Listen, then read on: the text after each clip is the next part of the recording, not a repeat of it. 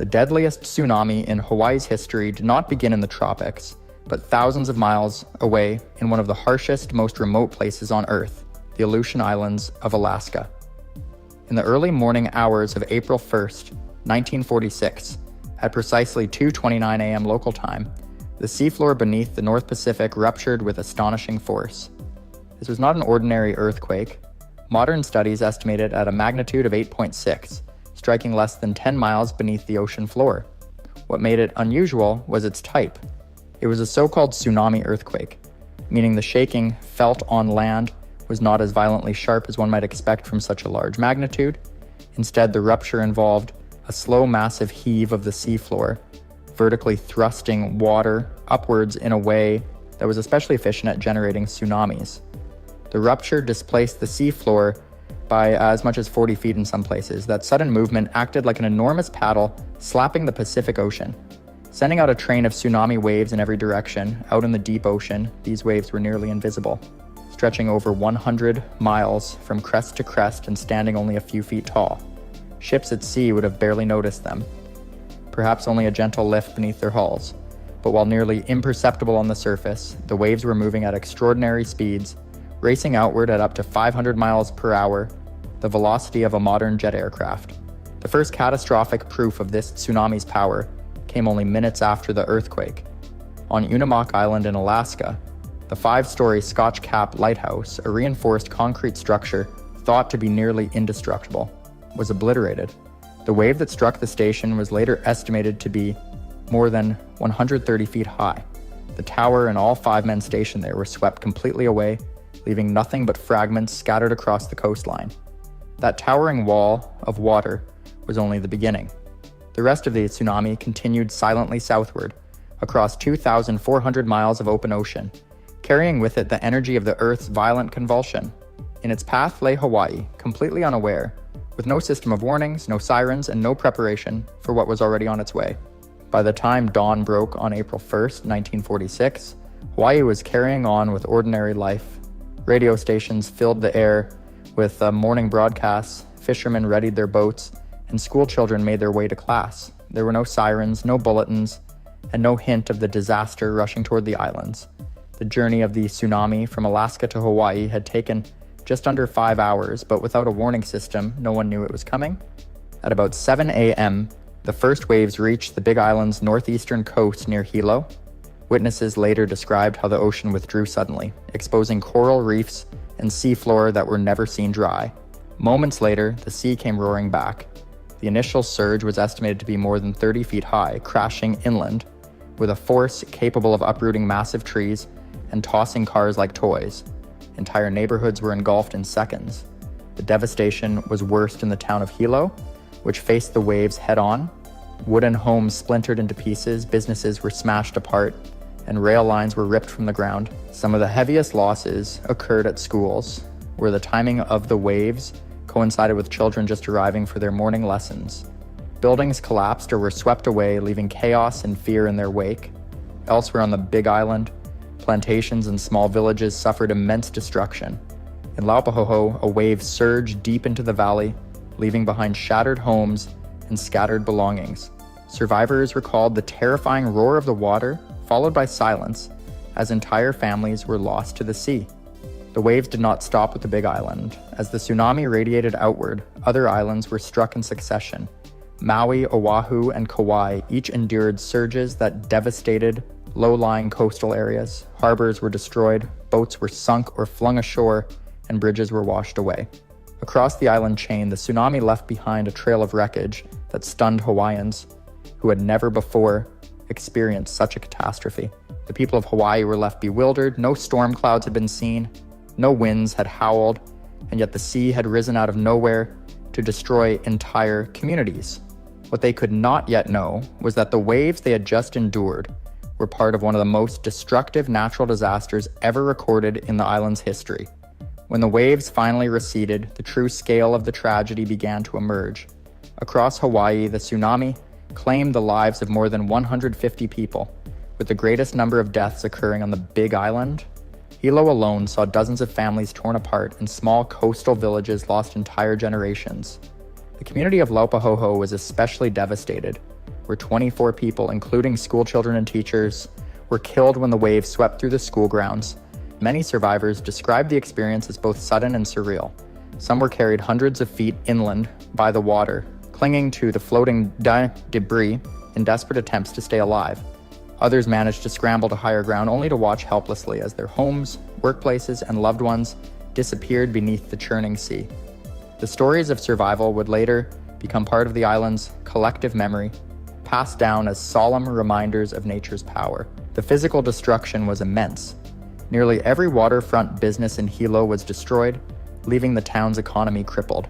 Sugar plantations, which were a backbone of Hawaii's economy at the time, lost large portions of their infrastructure as fields were drowned in salt water and equipment was washed away. Roads and bridges were destroyed, leaving some communities isolated for days before help could arrive. Relief efforts began almost immediately. The Red Cross, local churches, and volunteers worked to provide shelter and food for those left homeless. Military personnel stationed in Hawaii also assisted in search and rescue operations, using their equipment to clear debris and reopen access to coastal towns. Despite these efforts, many survivors faced weeks of hardship, living in makeshift shelters while struggling to rebuild their lives from the ruins. The psychological toll was equally severe. Families mourned lost loved ones, and children who survived the disaster carried lifelong trauma. Entire communities struggled with the haunting memory of a wave that had struck without warning. The suddenness of the event left many fearful of the ocean, a place that had always been central to Hawaiian life and culture. For Hawaii, the 1946 tsunami was not just a natural disaster, it was a turning point. It revealed how vulnerable the islands were to events that originated far across the Pacific, and it set the stage for major changes in how tsunamis would be studied and prepared for in the future. The devastation of the 1946 tsunami forced governments and scientists to confront a troubling reality. The Pacific Ocean had no coordinated system to detect or warn against tsunamis. Until then, waves were only understood after they arrived, leaving coastal communities defenseless. The disaster highlighted an urgent need for international cooperation, and Hawaii became the center of this effort. In 1949, just 3 years after the tragedy, the United States established the Seismic Sea Wave Warning System in Honolulu. This was the very first attempt at a structured tsunami warning network. Its mission was simple but ambitious: to detect earthquakes across the Pacific and issue alerts if those quakes were strong enough to generate dangerous waves. The system relied on seismic monitoring stations scattered throughout the region, along with tide gauges that recorded changes in sea level. Messages were relayed by telegraph and telephone, technology that seems primitive by today's standards, but was groundbreaking at the time. If an undersea earthquake occurred, data would be analyzed in Honolulu, and warnings could then be broadcast to at-risk communities in Hawaii and beyond. This marked the beginning of what would eventually evolve into the Pacific Tsunami Warning Center. Over the years, the system grew to include dozens of member nations, stretching across Asia, the Americas, and Oceania. By sharing data internationally, scientists could track tsunamis more accurately and warn coastal populations hours before waves made landfall. The creation of this system was not just a scientific achievement, but a response to human suffering. Policymakers and scientists alike understood that the lives lost in 1946 could not be brought back, but future disasters could be mitigated. The warning system gave coastal communities a fighting chance, turning an unexpected tragedy into a catalyst for progress. For Hawaii, this new level of preparedness became part of daily life. Residents began taking sirens, drills, and evacuation routes seriously, knowing all too well that tsunamis were not just distant possibilities, but real threats that could strike at any time. In the decades following the 1946 tsunami science underwent a remarkable transformation. Early warning systems that once relied only on seismographs and tide gauges began to incorporate advanced technologies that could detect and track waves across the entire Pacific Ocean. By the 1960s, computers allowed scientists to model wave behavior, helping them predict how tsunamis might travel after an undersea earthquake. A turning point came in the 1990s with the development of the Deep Ocean Assessment and a Reporting of Tsunamis system, better known as DART buoys. These specialized instruments, anchored to the seafloor and connected to surface buoys, could measure minute changes in water pressure as a tsunami passed by. The information was transmitted in real time by satellite, giving scientists precise data on wave height, speed, and direction. Satellites also played a vital role in expanding global awareness of tsunamis. They provided rapid communication channels and enabled detailed observation of the ocean's surface. Combined with seismographic networks, these tools allowed scientists not only to detect tsunamis more quickly, but also to issue warnings to nations far beyond the Pacific. Hawaii's role in this global effort remained central. The Pacific Tsunami Warning Center in Honolulu continued to expand, offering alerts not only to the islands, but also to dozens of countries across the Pacific Rim. Today, its warnings are distributed within minutes of a major undersea earthquake, a speed unthinkable in the 1940s. What makes these technological advancements even more significant is their life-saving potential. While natural disasters cannot be stopped, accurate detection and rapid communication can drastically reduce casualties. Communities now receive evacuation alerts through sirens, radios, and even smartphone notifications, tools that did not exist when the deadly waves of 1946 struck without warning. The evolution of tsunami science shows how far humanity has come since that fateful April morning. It reflects a blend of scientific innovation, international cooperation, and lessons learned the hard way. Each improvement, from seafloor sensors to satellite imaging, stands as a direct response to the tragedy that devastated Hawaii in 1946. The 1946 tsunami left scars on Hawaii that were both physical and cultural.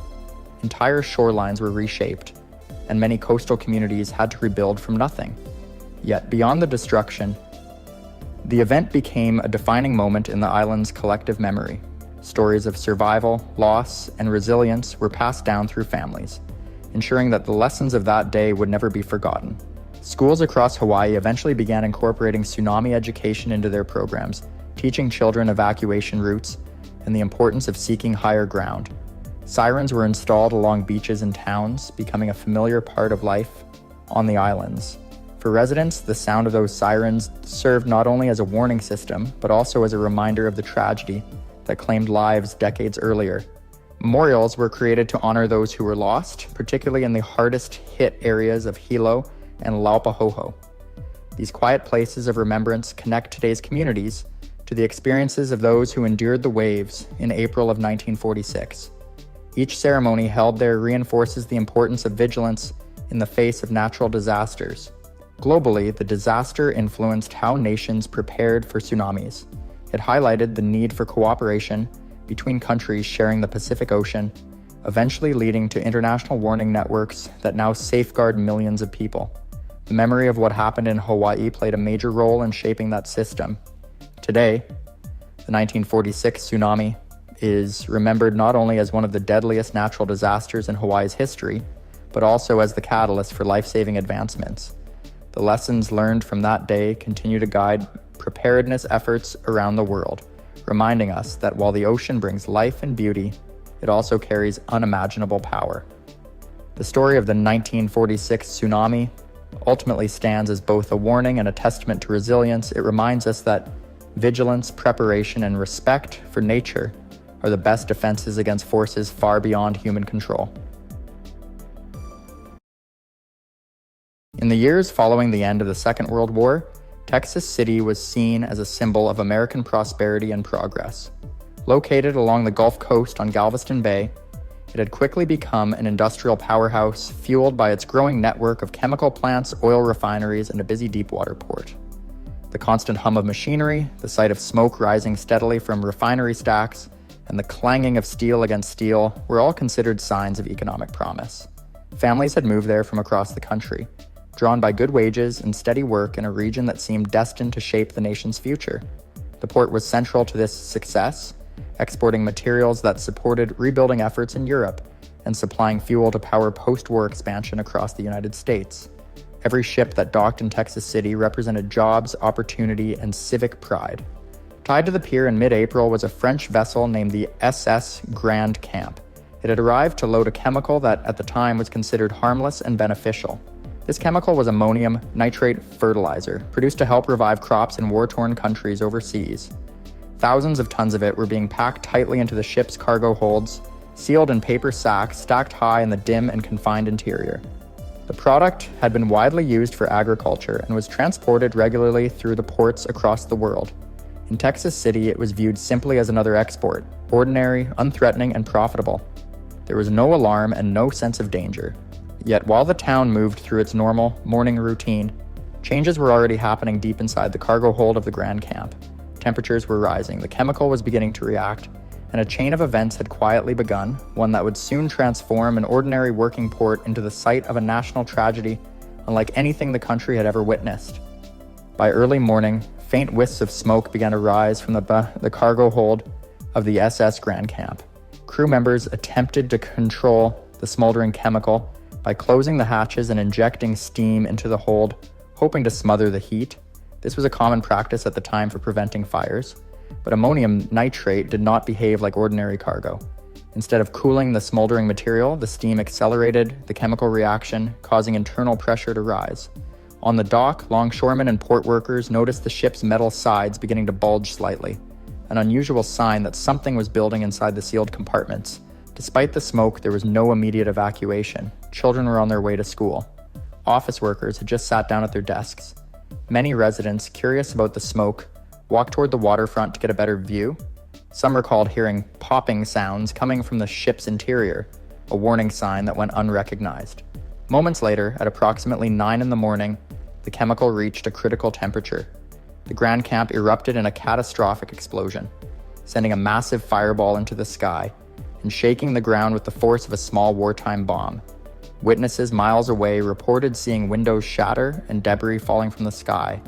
The blast instantly destroyed the ship, blasted a crater into the port, and hurled the anchor made of solid steel over a mile inland. Burning metal fragments rained across the industrial district, igniting oil storage tanks and chemical facilities near the shoreline. The wave of hot air scorched everything in its path, while a shock wave flattened buildings, warehouses, and railroad cars. Firefighters who had rushed to the scene were caught in the explosion, and nearly all of the city's firefighting equipment was destroyed in an instant. The blast was so powerful that residents in neighboring communities, including Galveston and Houston, felt the force and believed an earthquake or an enemy attack had occurred. At that moment, Texas City was transformed from a prosperous port community into a disaster zone. Fires broke out across the city, emergency communication lines were disabled, and thick smoke began to blanket the area as a second threat quietly developed nearby, another ship carrying the same volatile cargo. In the immediate aftermath of the Grand Camp explosion, Texas City was thrown into complete disarray. Communication systems were crippled, telephone lines were severed, and emergency coordination became nearly impossible. Fires raged across industrial plants along the waterfront, feeding on crude oil, chemicals, and debris ignited by flaming shrapnel. Thick black smoke rose into the sky, darkening the morning sun and making visibility difficult for rescue workers. Many of the city's firefighters had perished in the blast, leaving Texas City without its primary line of defense just as new fires began to take hold. The situation grew even more alarming when emergency responders realized that a second vessel, the SS High Flyer, was also carrying a large quantity of ammonium nitrate and was now on fire. Throughout the port, confusion turned into panic. Rail yards filled with fuel tankers started to detonate from the intense heat, causing chains of secondary explosions. Industrial facilities containing benzene and other dangerous chemicals began to erupt one after another, creating shockwaves that traveled through the air like rolling thunder. The force of the explosions shattered glass miles away and knocked people off their feet, even in surrounding towns. Roads leading into the city became clogged with vehicles as people tried to flee, while others rushed in searching for loved ones. The hospitals quickly became overwhelmed, and makeshift triage stations were set up in schools, churches, and parking lots. Medical personnel from nearby cities were called in, but even with reinforcements, there were not enough supplies or space to treat everyone in need. Meanwhile, the SS High Flyer continued to burn. Emergency crews attempted to cut it loose from the docks and tow it away to prevent another catastrophic blast. Hours passed as workers struggled against spreading fires, damaged equipment, and dangerous fumes. Despite their efforts, the fire on the second ship reached its critical point. Late into the night, the High Flyer exploded with nearly the same force as the Grand Camp, compounding the devastation. This second blast shattered any remaining infrastructure, ignited fresh fires across the city, and destroyed additional sections of the port. The two explosions together created one of the most destructive industrial disasters in American history, leaving much of Texas City unrecognizable as the sun set on a day of unimaginable destruction. By the morning after the second explosion, Texas City no longer resembled a functioning community. Entire neighborhoods were reduced to twisted metal, splintered wood, and scorched earth. The port district had vanished into a landscape of craters and smoldering debris. Fires still burned across oil refineries and chemical storage tanks, sending columns of smoke into the sky that could be seen for miles. The scale of destruction made navigation difficult, forcing rescue workers to climb over rubble and sift through wreckage by hand. Many roads were blocked by fallen structures, and the air was thick with toxic fumes from chemicals that continued to burn uncontrolled. Within hours, emergency aid began arriving from across the state of Texas and beyond.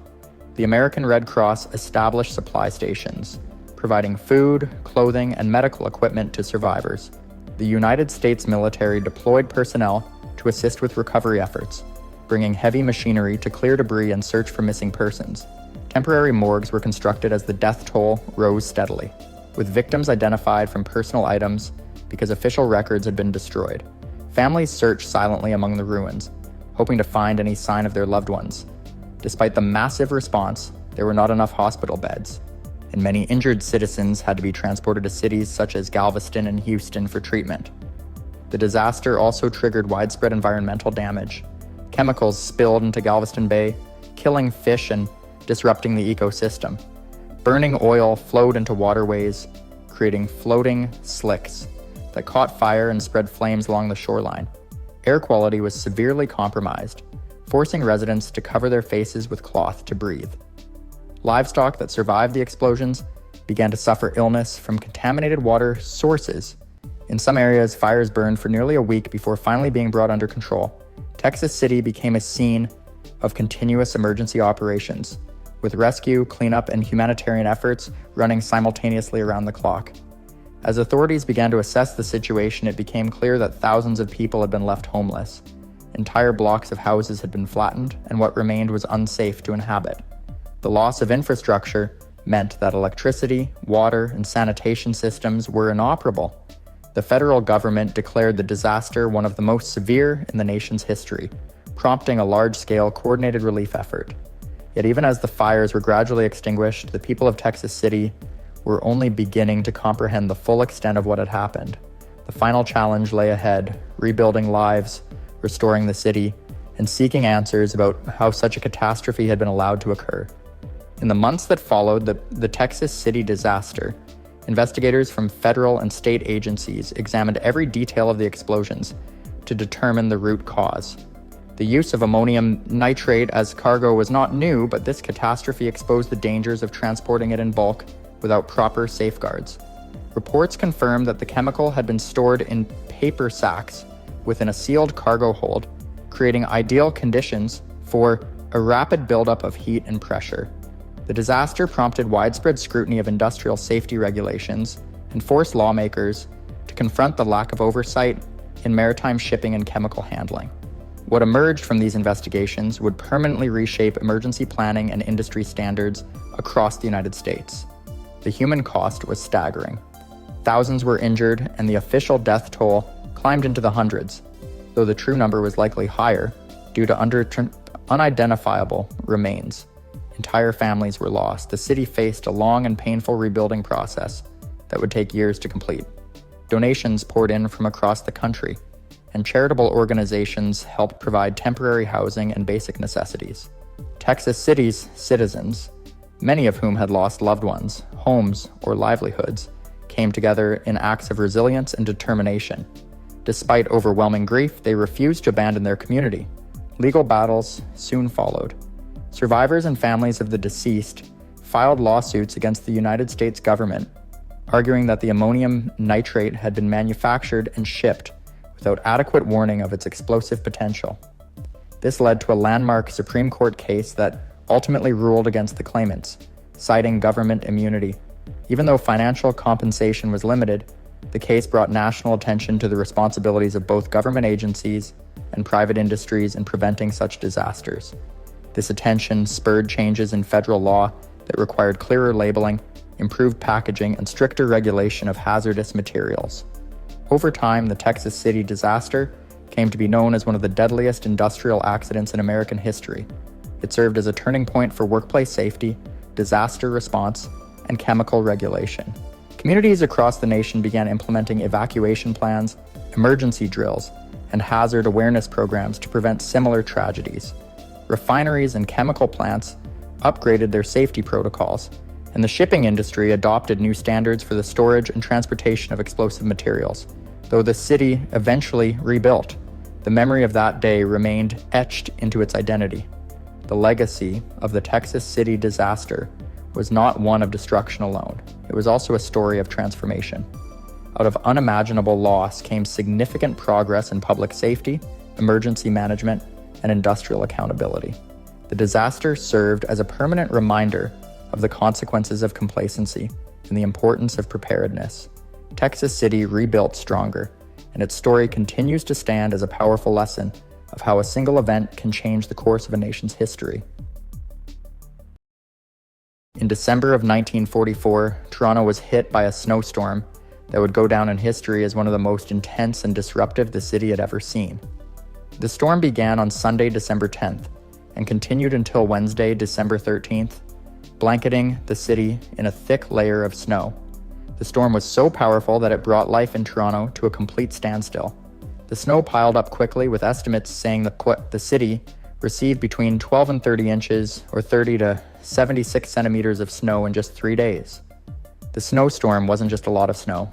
It came with high winds that caused snow drifts to reach as high as 3 meters, or nearly 10 feet. These drifts trapped people inside their homes and made it nearly impossible for anyone to get around. At the heart of this massive snowstorm were two separate weather systems. One storm came from the west, dropping snow across the Midwest and the Great Plains. Another storm moving up from the southern Atlantic coast brought in additional moisture. As these two storms met over the eastern Great Lakes region, the result was a powerful weather system that produced snow, sleet, freezing rain, and fierce winds. Toronto was right in the middle of it all. The storm arrived slowly at first, with flurries starting on December 11th, but by midnight it intensified quickly. By the morning of December 12th, the storm was in full force. The snow fell heavily, with over 19 inches, or nearly 50 centimeters, of snow accumulating that day alone. For the people of Toronto, the storm was overwhelming. The roads were quickly covered and public transportation ground to a halt. Even the city's famous streetcars, which were a major part of Toronto's public transport system, were stuck. The snow was so deep that it made it impossible for buses to run.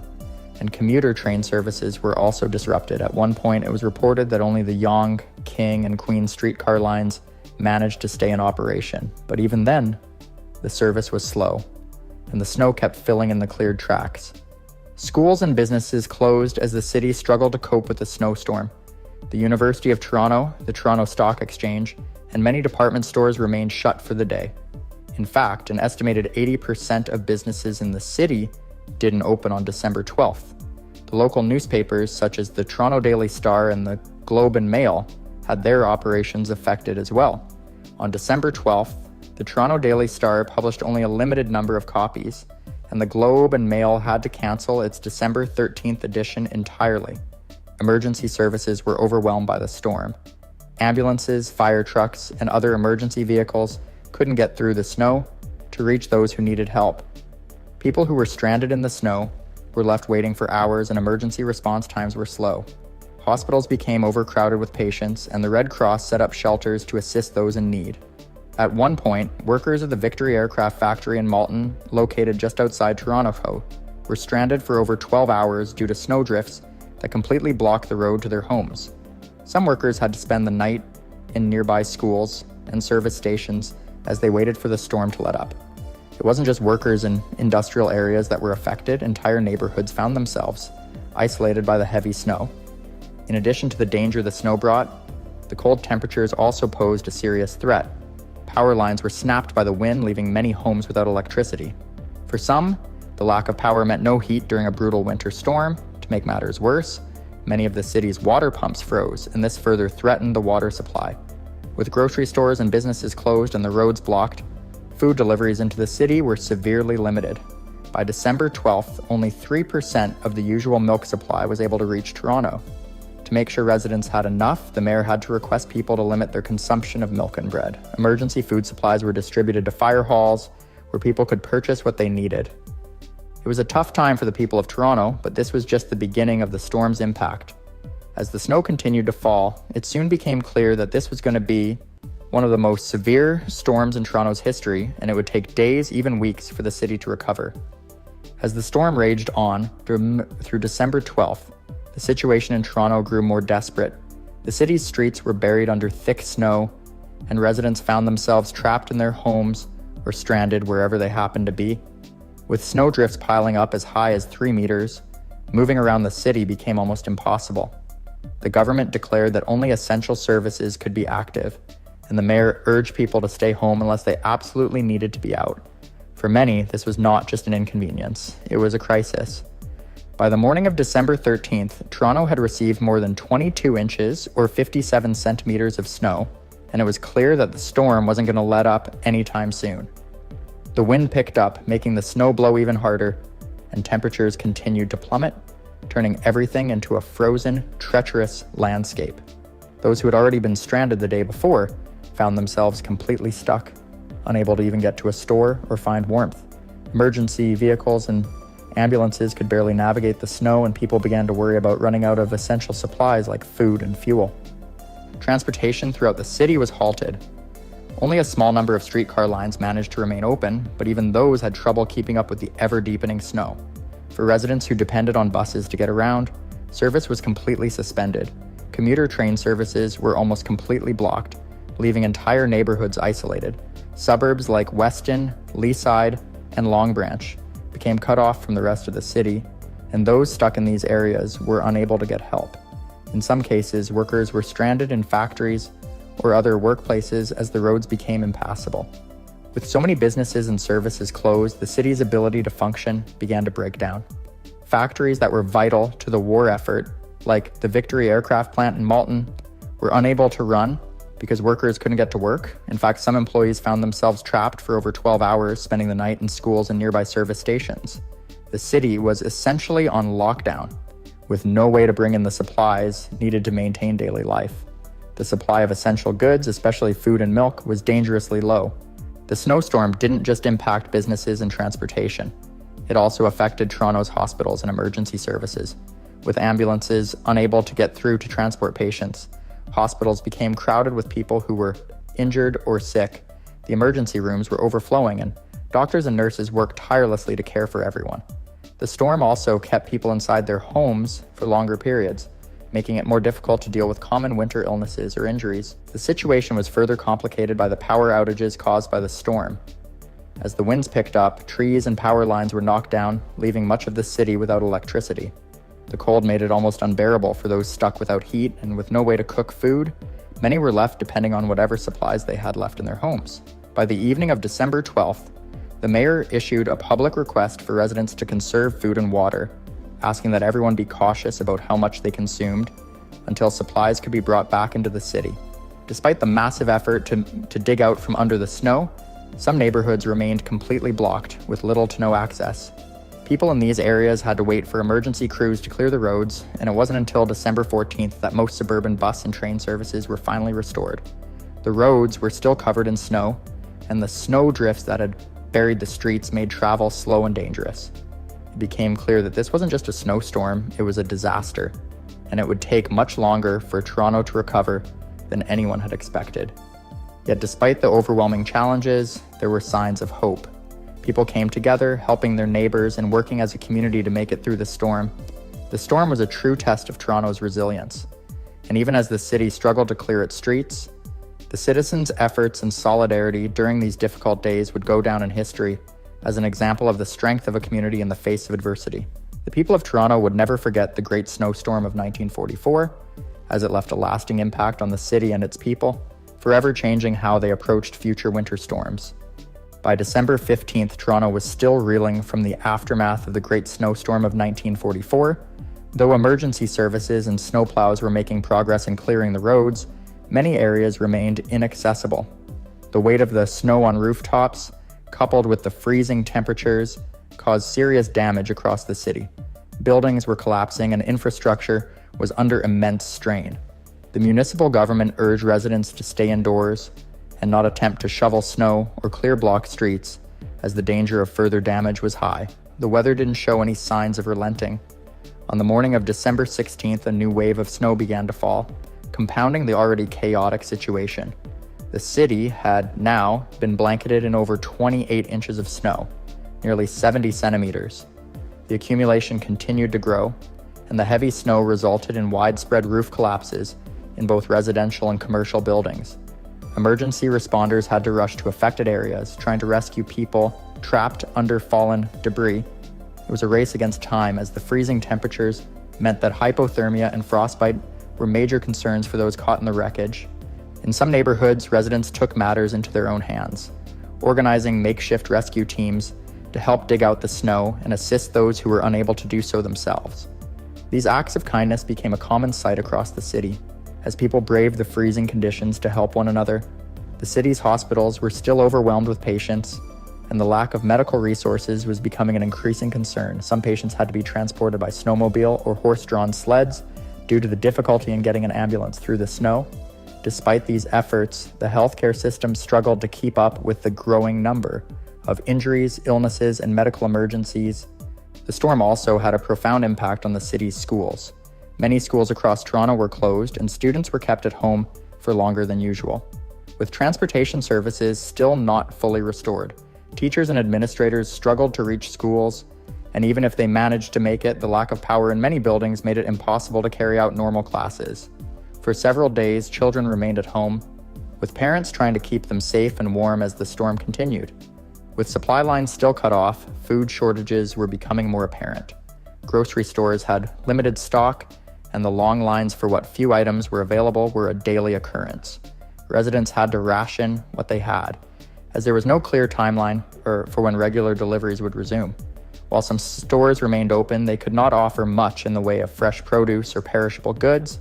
Canned and dried foods were in high demand, and people became inventive with what little they had left. On December 17th, the provincial government declared a state of emergency, allowing additional resources to be deployed to help with the recovery efforts.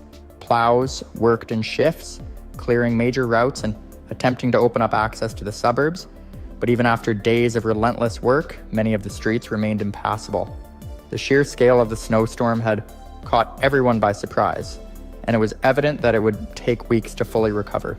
Despite these challenges, the resilience of the people continued to shine through. Volunteers organized community kitchens in some neighborhoods, providing hot meals to those who couldn't leave their homes. Many people opened their doors to strangers who needed a place to stay, and local businesses offered what they could to help those in need. In times of such hardship, the sense of community grew stronger, and the people of Toronto showed an incredible spirit of unity. In the weeks that followed, the city slowly started to rebuild. The heavy snow began to subside, and by the end of December, most of the main roads were passable again. The snow plows continued to clear away the remaining drifts, and the sounds of life slowly returned to the city. The Great Snowstorm of 1944 had left an indelible mark on Toronto, and the memory of those harrowing days would stay with the citizens for years to come. The storm had tested the limits of the city's infrastructure, but it also revealed the strength of its people, their ability to adapt, and their unwavering commitment to each other in the face of adversity. By January 3rd, 1945, the worst of the Great Snowstorm of 1944 had finally passed, but the effects were still being felt across Toronto. The damage to homes, businesses, and infrastructure was extensive, and many parts of the city remained without power.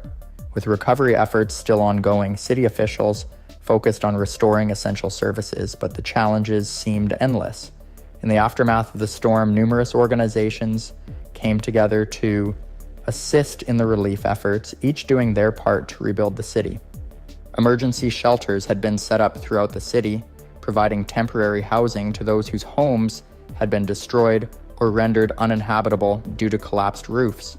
These shelters were vital in offering a safe haven for families, some of whom had been forced to leave their homes and take refuge in community centers and schools.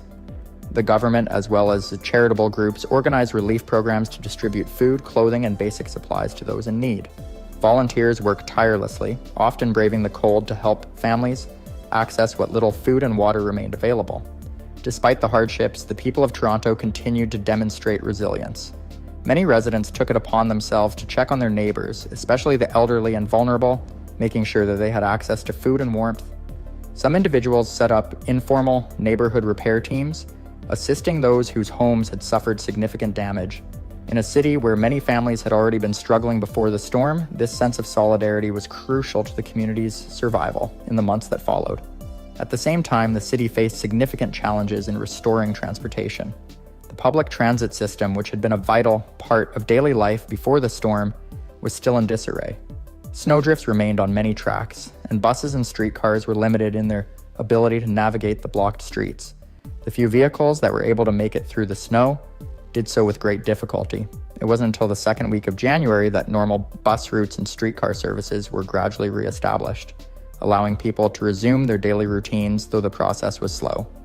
The damage to homes and buildings was far-reaching. Thousands of roofs had collapsed under the weight of the snow, and rebuilding efforts were hampered by a shortage of construction materials. Many families who had been displaced faced the uncertainty of when they could return to their homes. As the snow began to melt, the extent of the damage was laid bare. Streets that had been impassable for days were now filled with debris, with piles of snow and wreckage being cleared away by a combination of workers and volunteers. Though many areas of the city were slowly returning to normal, some parts of Toronto were still without basic services. Water and heating systems had been disrupted in several neighborhoods, and the freezing temperatures made it difficult for families to stay warm. The shortage of fuel meant that people had to ration heating supplies carefully, relying on fireplaces or makeshift stoves to stay warm. Even in places where power had been restored, outages still occurred intermittently, further complicating recovery efforts. By the end of January, the storm's aftermath had begun to take a toll on the mental health of residents. The emotional impact of the storm was immense, with many individuals feeling isolated and overwhelmed by the challenges of rebuilding their lives. Support groups and counselors began to offer their services to those struggling with the emotional effects of the disaster, helping people process their experiences and regain a sense of hope. The winter of 1945 was marked by the continued fight for recovery. In the months following the storm, rebuilding efforts ramped up, and the city began to emerge from the devastation. New measures were put in place to prevent similar damage in future storms, such as reinforcing roofs and improving the snow removal infrastructure. While it would take years to fully recover from the Great Snowstorm of 1944, the resilience of the people of Toronto had been proven time and time again. They had weathered the worst of the storm together and had begun to rebuild their city piece by piece. As the spring of 1945 arrived, the city of Toronto began to show signs of recovery. But the scars left by the Great Snowstorm of 1944 were still visible. The damage was far-reaching, and the storm's effects were felt long after the snow had melted. However, the determination of Toronto's residents to rebuild their city was undeniable. In the face of a disaster that seemed impossible to overcome, the community came together, proving that resilience and unity could overcome even the harshest of circumstances. The rebuilding process took months and in some cases years, but Toronto's infrastructure gradually improved. The experience of the storm led to a greater awareness of the city's vulnerability to extreme weather events, and new measures were introduced to ensure that the city was better prepared for future storms. This included improvements to the public transportation system, more robust construction standards for homes and businesses, and enhanced emergency response protocols. These changes helped make Toronto more resilient in the face of future natural disasters. One of the most lasting legacies of the Great Snowstorm was the sense of community that emerged in the aftermath. People from all walks of life came together to help their neighbors, volunteering their time and resources to aid in recovery efforts. The bonds formed during this challenging period became a symbol of Toronto's strength and solidarity. In the years that followed, this spirit of cooperation remained a central part of the city's identity. By the summer of 1945, much of the damage had been repaired, and life began to return to normal for many residents. Businesses reopened, families returned to their homes, and the streets were once again filled with activity. The storm may have left its mark on Toronto, but it also revealed the power of community, determination, and hope. In the end, the Great Snowstorm of 1944 served as a reminder of the unpredictable forces of nature and the importance of being prepared for the worst. It also highlighted the incredible resilience of Toronto's people, who faced one of the most severe winter storms in history, with courage and unity. While the storm's impact would never be forgotten, it was the collective effort to rebuild and move forward that ultimately defined the city's response to the disaster. As time passed, the memories of the Great Snowstorm faded, but the lessons learned from it continued to shape the city's approach to disaster preparedness and community resilience. Toronto emerged stronger, wiser, and more connected, with a renewed sense of pride in the strength of its people. The storm may have been a dark chapter in the city's history, but it also marked the beginning of a new era of cooperation, rebuilding, and hope for the future.